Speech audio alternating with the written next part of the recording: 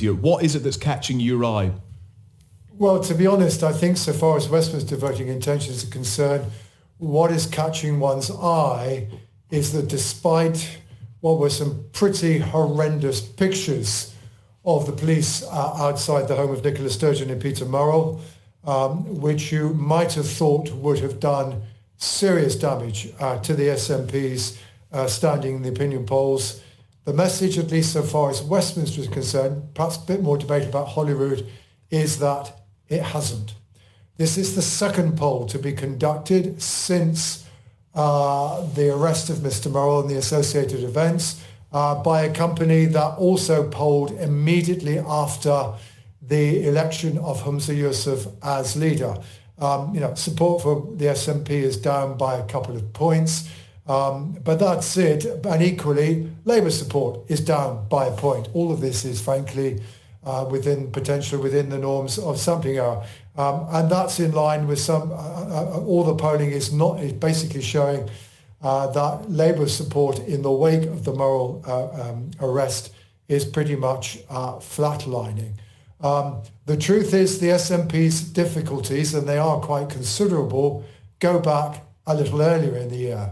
If you look at the numbers, basically the problem is whatever was Nicola Sturgeon's intention in resigning as leader, she has created a sequence of events whereby support for the SNP has gone down, but essentially support for the SNP went down, and at the conclusion of the leadership contest, particularly for Westminster, and that is the period during which the SNP above all hit difficulty. And I'm afraid it's very difficult to avoid the conclusion that in electing Humza Yousaf, the SNP have created political difficulties for themselves. I mean, what's particularly striking when you actually look at the attitudes of SNP voters to Humza Yousaf, well, yes, he's got a positive rating, but it's a positive rating amongst those who voted for the SNP in 2019 of just over plus 20.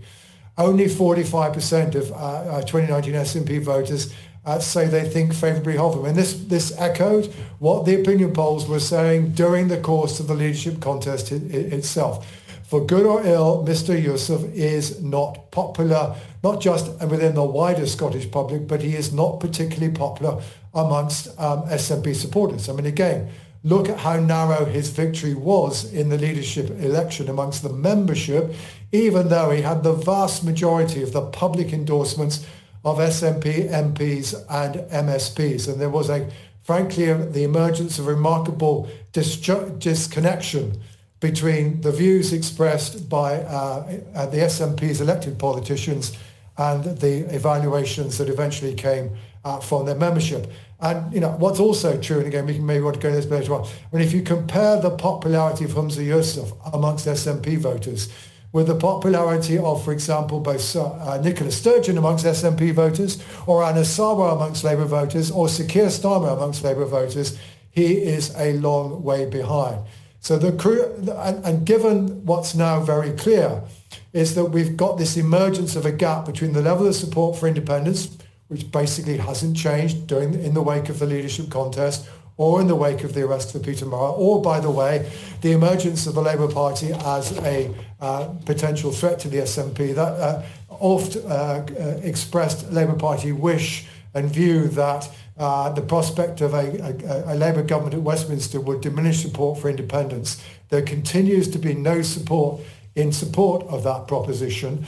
The truth is that we are looking at a situation where the SNP as a political institution is in trouble, even though the cause for which it's in favour isn't in trouble. And you can basically see this. You look at the innards of the polling, whereas in the middle of January, 76% of those people who voted for yes in 2014 were saying they'd vote for the SNP. That figure is now down to slightly below 2/3. The SNP are losing the support of those who still believe in independence. So the SNP have to work out for themselves how are they going to improve their popularity as an institution.